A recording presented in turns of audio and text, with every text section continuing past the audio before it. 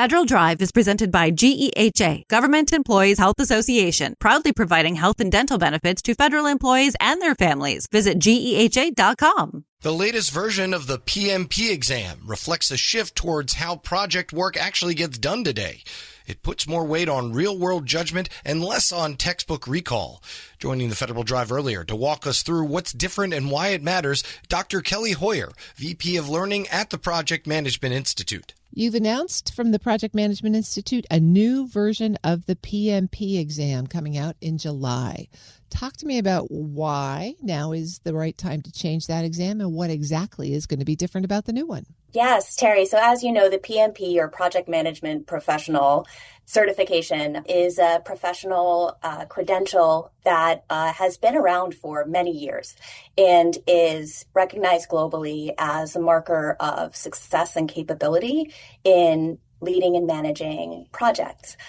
Now, the certification has been around for many years. It's evolved over the course of those years. And so this most recent refresh, as we call it, of the exam, reflects the way that project-driven work is changing and what matters for success, what constitutes good practice. Some of the specific shifts you'll see and within the certification have to do with the emphasis on what we call business environment, or you can understand this as sort of organizational context. The exam itself is broken down into three main domains: people, process, and business environment. And more of the questions on the exam that exam takers will see after July 9th, which is when the new exam goes live, will have to do with managing and navigating complex organizational contexts, which I'm sure is extremely familiar as a phenomenon to your audience, Terry. And so how then do you see the job of a project manager, or the role of a project manager changing that is driving these changes in the exam? Yeah, so project management has always been about managing complexity and delivering value. A project, by definition, a program, is something that is designed to bring about change, to change something about the way things are, or to bring something new into the world. To do that requires a vast array of skills: stakeholder management, understanding and articulating value as it's understood by your team within the context of your mission, within your agency, or across different stakeholder groups. Our research at the Project Management Institute, which we conduct in an ongoing way, looking at global trends in project management, show that some of those skills I was just mentioning in navigating complexity and interpersonal management are more important now than ever. And that's because the context within which projects happen is becoming more complex, whether that's geopolitical trends or local political pressures, supply chain disruption. So being able to execute under ambiguity, to pivot quickly and understand and rearticulate what matters most in terms of the actual value you're trying to deliver with your project is more important now than ever before. And this shift in the exam, like similar shifts we see across the board in our work on the project professions, reflects that change. Navigating complexity is certainly an important skill, but it seems to me like one that would be very difficult to test. In a sit-down exam. What parts of the exam have changed to bring more of that skill set to the table? Great question, Terry. And to start with, completely agree with you. Managing and being able to evaluate these skills is very challenging. And so we take the design of our examination extremely seriously. One of the concrete changes you'll see in the way that exam questions are delivered has to do with even more scenario-driven and complex scenario-driven questions. So if you're familiar with the PMP, it was always essentially based on situational questions. It's not a test of knowledge or recall or definitions of terms, although the language of project management is part of what's important in communicating the outcomes we're looking at. It's always been more about what would you do in this particular situation based on this set of factors that characterize the project. The new version of the exam has slightly more new question format that involves multiple questions appended to the same complex and evolving scenario, which we think is a step closer to the kinds of situational judgment that are important for project professionals in navigating complexity. Dr. Kelly Heuer is the Vice President of Learning at the Project Management Institute. Kelly, this exam also takes on a little bit more of everybody's favorite topic these days, artificial intelligence. How did you work that into the exam? We're all tired of talking about AI, aren't we, Terry? But we can't stop because it's one of the most disruptive forces, across the board. And in project management, it is no different. So we recognize, and this changed the exam, just as we've recognized in the ways we've changed the courses and professional development we offer after the exam, we recognize how critical AI is to project-based work in a couple of different ways. One is that AI is increasingly, where permitted within an organizational context, the way that core project management tasks get done. Still overseen by an experienced practitioner, right, who needs to exercise judgment in evaluating the outputs. But things like meeting recaps and status updates, even Gantt charts, timeline planning, project charter assembly, right, are all things that can be significantly accelerated by AI.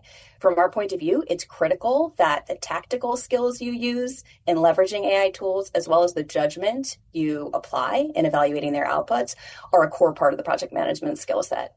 It's also true that more and more projects that project managers will be called on to lead are about AI implementation or AI-based projects. And so understanding the mechanics of artificial intelligence is also becoming important, just as like a subject matter area for a broader and broader pool of project professionals.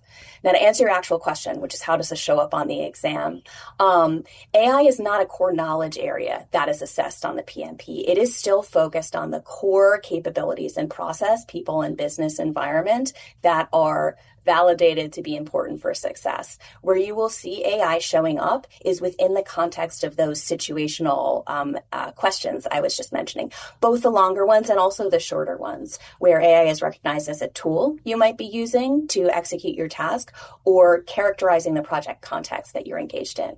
The same thing goes, by the way, Terry, for sustainability, which is another area that our research has shown to be increasingly important to long and medium term project success, and a skill set that's more and more important for project professionals. So that's also something you'll see showing up within the context of the scenarios or project examples that are assessed on the exam. Now, Kelly, the exam is not just for government project managers. It's business and like every domain. So for government project managers, what is it about this test that reflects their environment? But also, what is it about this credential that is especially useful to them?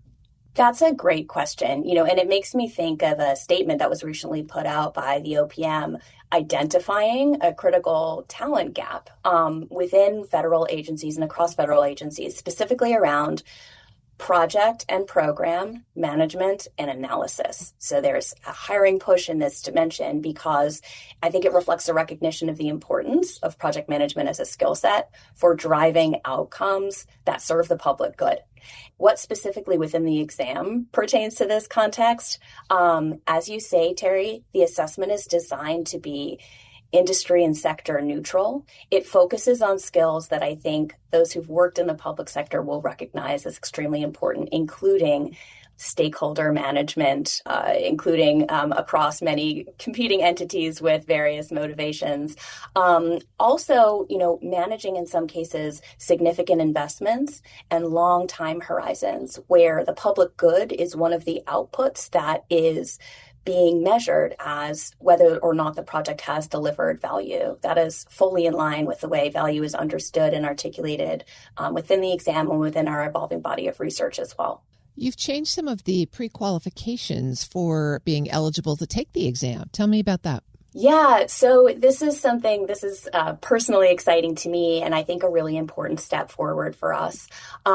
There are a number of requirements to sit for the PMP exam. It is for experienced professionals, and so in addition to a number of years of professional experience, there's also prior education and training requirements. What we've done with this next version of the exam is make it easier for those with associate's degree or vocational training to have that prior learning recognized as part of what qualifies them to sit for the exam, not just more traditional 4-year university degrees and so on. We think this is especially important in recognizing those who've had more non-traditional career paths, which is often true of the most talented project managers. And as you roll out this new version, what are you going to be watching for to determine whether or not it's hitting the mark? Yeah, I think success for us, Terry, would really look like the PMP continuing to be recognized, especially within the government and public sector, as a stamp of approval from a global entity like PMI, and also a validation of a project professional's readiness to navigate complexity, quickly understand a fast-changing environment, and pivot as necessary, as well as applying both the people and the technical skills that are important for driving high investment, high stakes, long-term projects and programs. Dr. Kelly Heuer is VP of Learning at the Project Management Institute.